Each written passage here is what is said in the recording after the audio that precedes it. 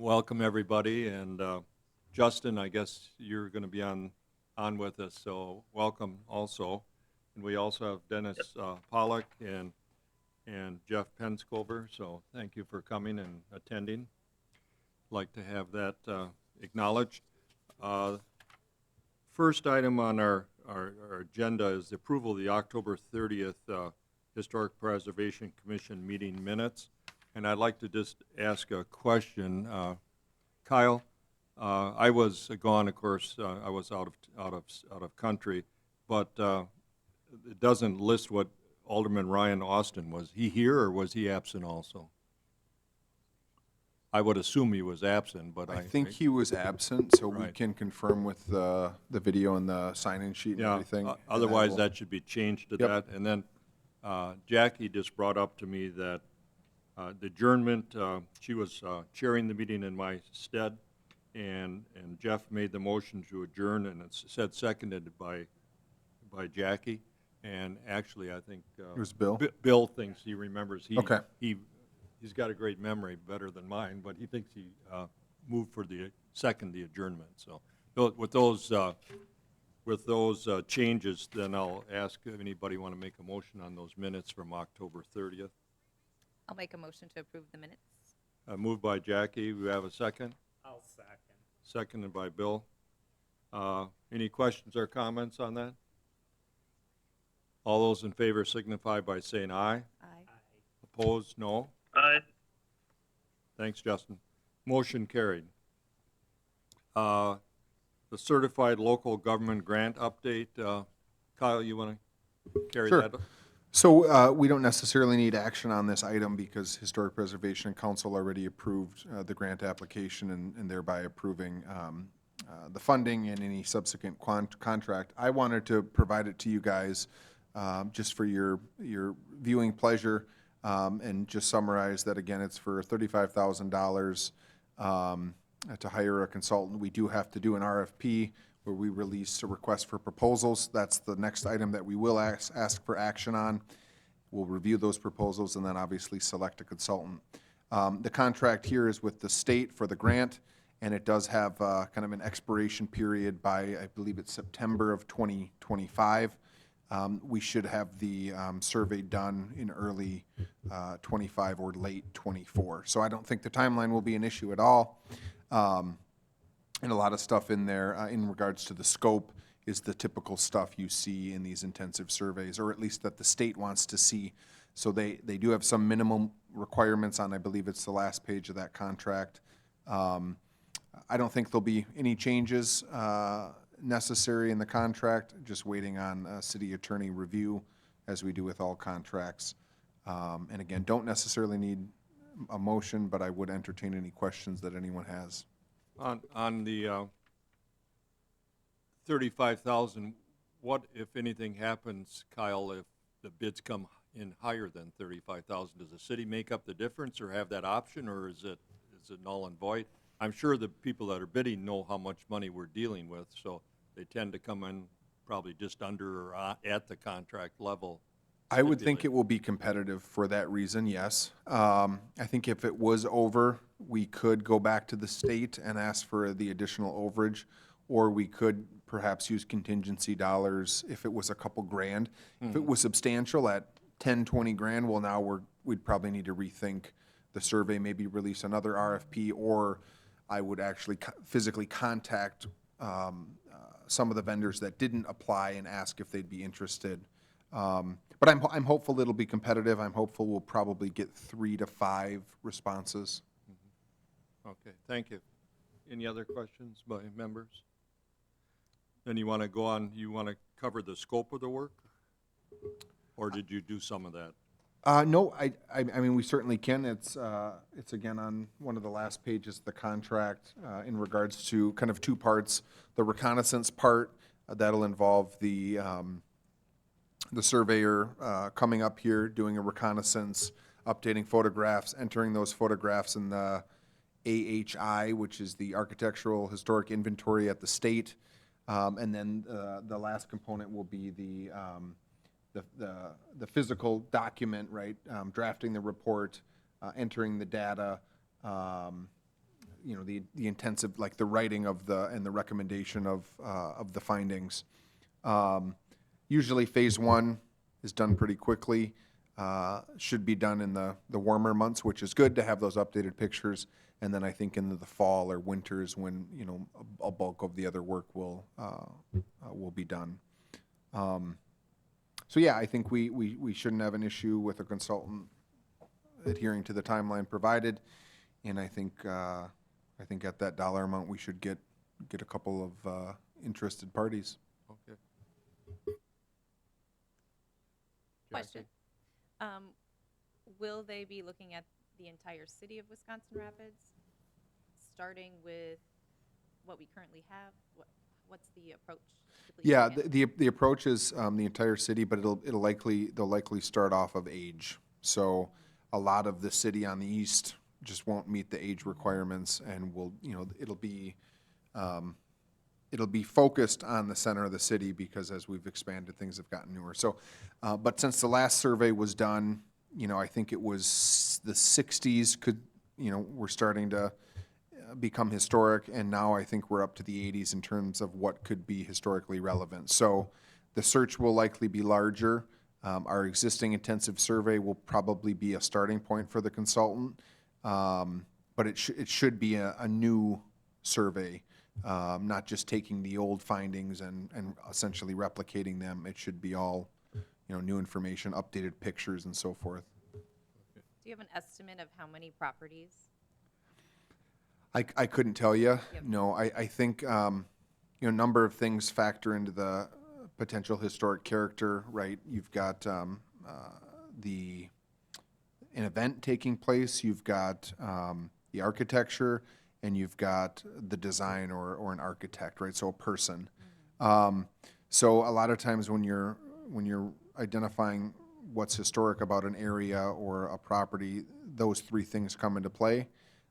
You might still have older homes, but there was no architect or there wasn't any unique thing about their architecture that would, you know, quantify their necessity to be in a historic district. So even though they might meet the age threshold, they might not be identified as a potential historic district, if that makes sense. Any questions, Bill or Justin? I just have, I'm a little surprised that the ownership of the documents belongs to the State Historic Society. And it, you know, I know we get copies of it, but I'm surprised that they have ownership of it since all our information here. Yeah, I Yes. think it's to build their inventory essentially with new information and be kind of that one-stop shop or source for these historical records. Okay, thank you. Then do we want to go into the contract if there's no other questions? Or the RFP? Yes. Yep, we can move on to the next item.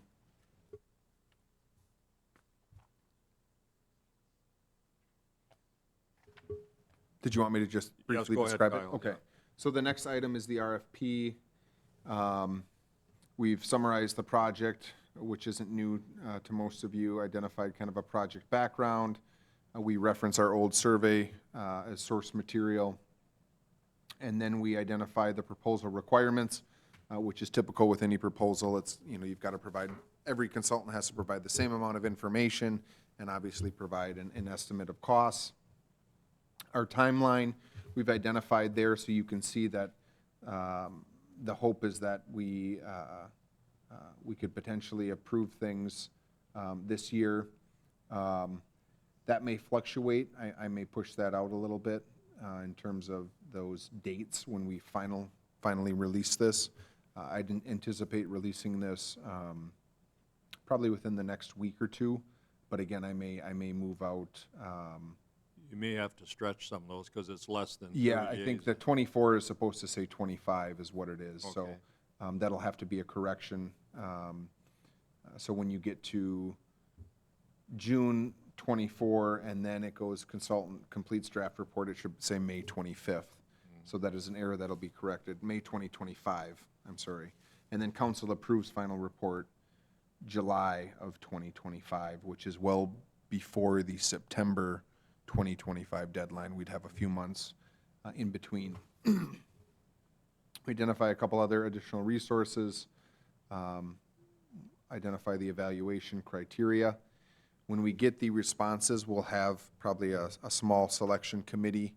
I may ask an alder, perhaps Ryan Austin as the alder and individual within or representing the Historic Preservation Commission to serve also. And then we will review those based on the selection criteria. We'll come back and make a recommendation to this board, and then ask for you to approve that recommendation. Or, you know, we can discuss about the other consultants. We can share all of the responses, right? You can be as involved as you'd like. And then that recommendation would go to council, and council would have kind of the final approval on the selection of the consultant.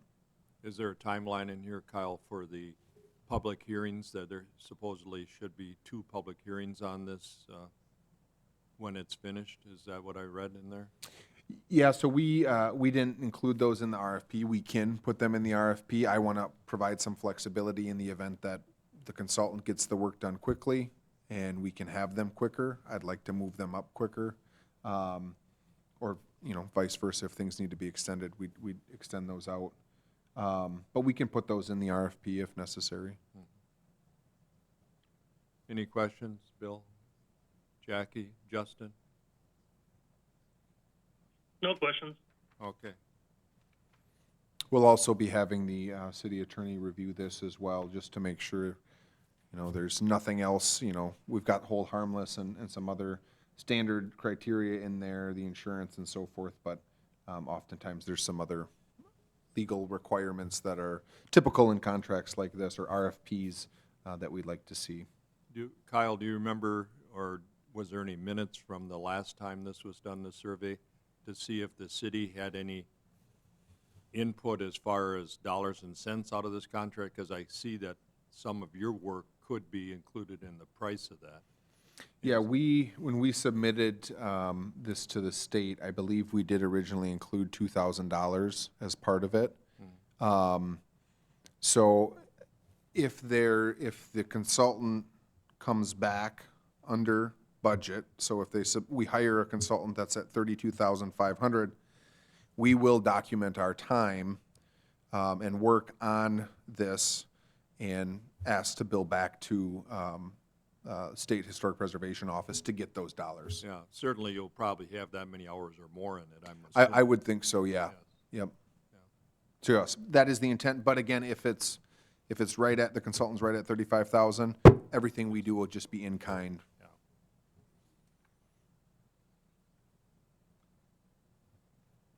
Do we want to have a vote on that then, this RF? Yeah, I just asked RFP. to have a vote on the RFP, obviously updating the dates and adding any additional, like if there's legal requirements. The city attorney has not provided her review yet, but again, a motion to approve releasing the RFP as proposed, you know, with the condition that staff can make minor amendments.